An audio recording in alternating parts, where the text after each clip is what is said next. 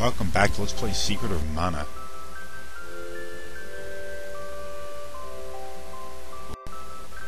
What?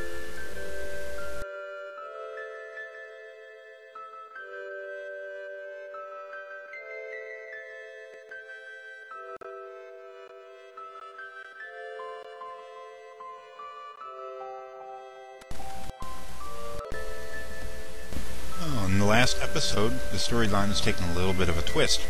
See, we had needed to get into the underground palace. It's been something we've been trying to do for a few episodes now. But the witch had gone and placed a barrier over it. We didn't have the ability to get in there, so we went to the witch's castle in order to ask her to release the barrier. And the problem was that she had gone insane. Her powers had disappeared because she used these magical herbs that grew in the forest.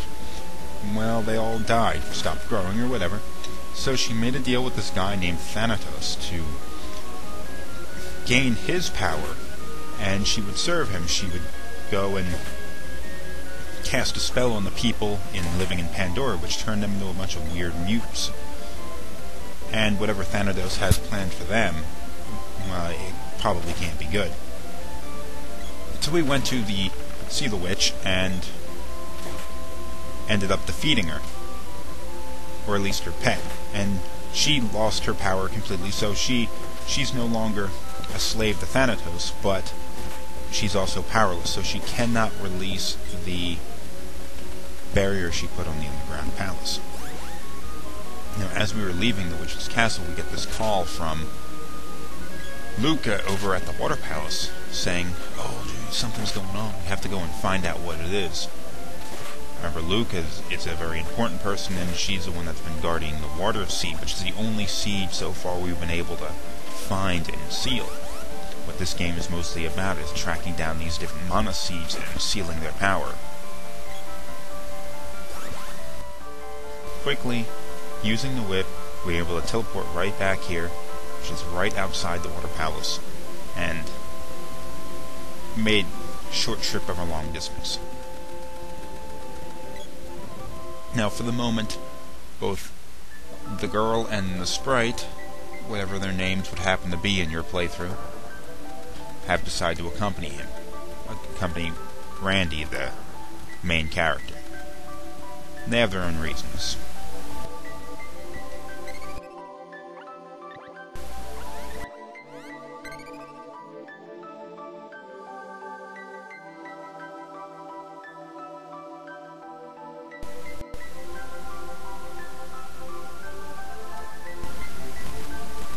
Whoa, what's this about? It seems as though the friendly neighborhood water spirit has gone missing. Now, the elemental that we're going to have to go save is the water elemental, Undine or Undine. I'm going to call it Undine even though it's not spelled that way in this game. Is, like many of the elementals in this game, based on mythology of, like ancient mythology. Oops, made a mistake. Out here we're going to find these fish enemies, and they're going to be the most powerful enemy that we have faced so far. They pack a lot of damage, and they take a lot of damage before they go down. Fortunately, they act a little erratically and will not seek you out too well in order to fight you. I would recommend having one of your characters use a whip at this point. Just trying to run past these things, and they're just beating the crap out of my other characters. Get your asses over here. Jeez. Little poopy buddy has gone and seen the Reaper. Okay, now this here is the enemy of this, or the boss of this dungeon. It's a very, very short dungeon. It's really only 3 rooms. And this thing is deceptively easy to destroy. I'd recommend just grabbing your best weapon and beating the crap out of it. It's very unlikely to actually damage you because it would have to touch you to damage you, I believe. And it makes no effort to go after you. It would just be like if it were randomly jumping in your direction. So, a disappointingly simple enemy. On the other hand, this thing is much tougher. This little lizard bastard. Now, taking this guy on is going to be a little more complicated because it takes more damage, it is capable of actively seeking you out and attacking you, and will do a lot more damage when it hits you. It will also eat your fellow companions like it keeps doing at Trim here, until she's down. And now you have to watch out what happens when I'm in the situation I'm in right now, when you only have one character remaining. Because once the thing eats you, it'll get stuck in this cycle of eating you over and over again, which is why I'm using the whip. My intention here is to stay just outside of its reach, but still be able to attack it. Unfortunately, I don't quite pull that off. Oh look, it's using magic. It can heal itself. Oh, got eaten. Now I'd gotten into this stupid cycle of this thing just eating me and then spitting me back out over and over and over again. Hit it. Oh, are you kidding me? Hit it. Oh.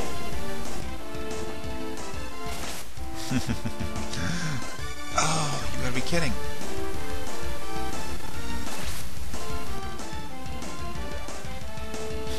Heal real quick.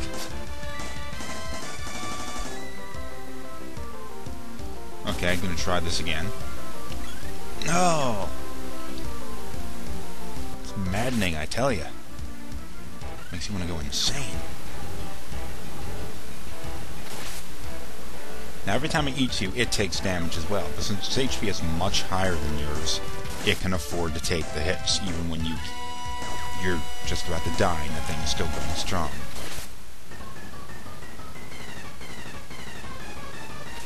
Good thing it took time to heal itself. Now the strategy I'm doing now is the better strategy, is to stay not just out of its range, but slightly off to the side. Even though the attack animation that Randy is doing right now is not physically touching this lizard, it's still being damaged by it, because the majority of the weapons that you use have like a sweeping damage, even if it doesn't show it in the attack animation. What this does, though, is keeps me out of his attack field, because the lizard does not have a sweeping attack. So just stay over this side, and you will be fine. Once you hit the thing, and while it's walking around, it'll go and cower down like that. But if you attack it when it's looking back and forth, it'll take damage and just keep going up until it dies. I did not expect to win that fight. And then we get a new weapon orb for the glove, so we can upgrade the glove finally. There's Undine.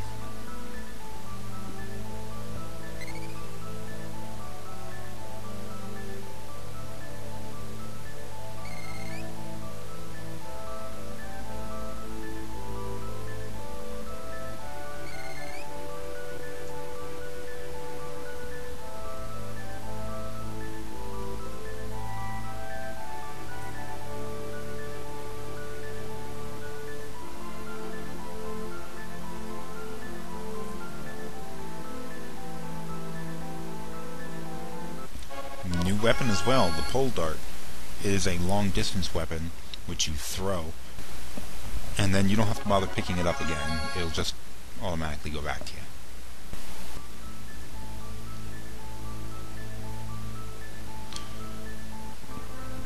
Now we have a choice. What are we going to go do? Are we going to go to the underground palace and seal the seed there? Or are we going to go to Pandora, which is under attack by this Thanatos individual? Okay, now, remember a couple of episodes I talked about the differences between the three characters, whereas Randy was quite clearly the most powerful character, biggest attack, highest HP, all that kind of stuff. The other characters were lagging behind, and here is the reason why. It's because they eventually get magic. Now, each elemental you get, and you will get several of them, has 3 different abilities.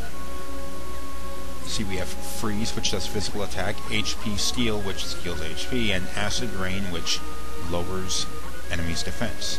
Now we have the option of attacking one of any of the enemies or all three of the enemies. Let's attack all three. Not a lot of damage, but all the magic is still weak right now. Let's do Acid Rain, which goes and lowers their defense. Acid Storm, rather. Defense is down. So now we do more damage when we attack it. We also have HP Steel. Very nice. Okay, now that was all of our little sprite friend's abilities. Let's go check out what Prim has. Now we have Ice Saber, which applies an elemental ability to your weapon. Doesn't matter what weapon it is. I'm going to cast it on all.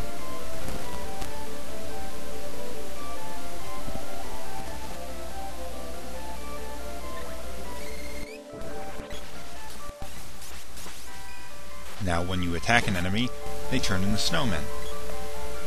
Now this is just a regular enemy that we're attacking with this. If we were attacking like a fire enemy that was weak on ice, it would also do extra damage. Remedy goes and cures a status ailment.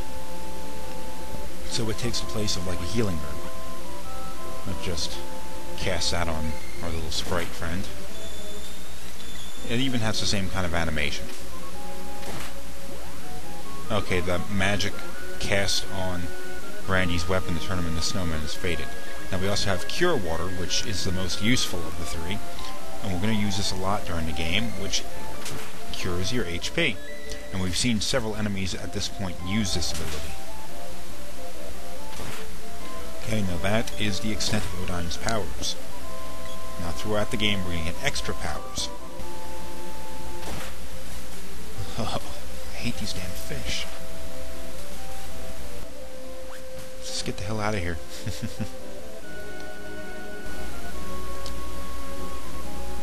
Now the elemental Undine, that is, I forget what mythology, I forget if that was like Greek or German mythology or something like that. Now it was actually a water nymph, not specifically a water spirit, which is sort of like a siren or something.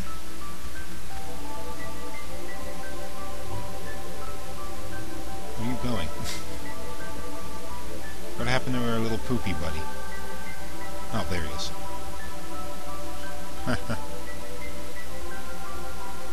Okay. Thank you. And let's save.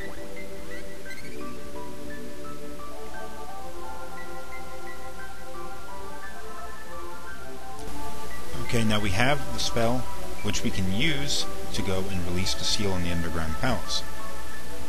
But we have a choice. We can go to Underground Palace, or we can go to Pandora and help them out first. In the next episode, we'll go and decide which. I'll break the news to you now. We're going to Pandora. So tune in for the next episode. We'll head to Pandora and free them from the grasp of Thanatos.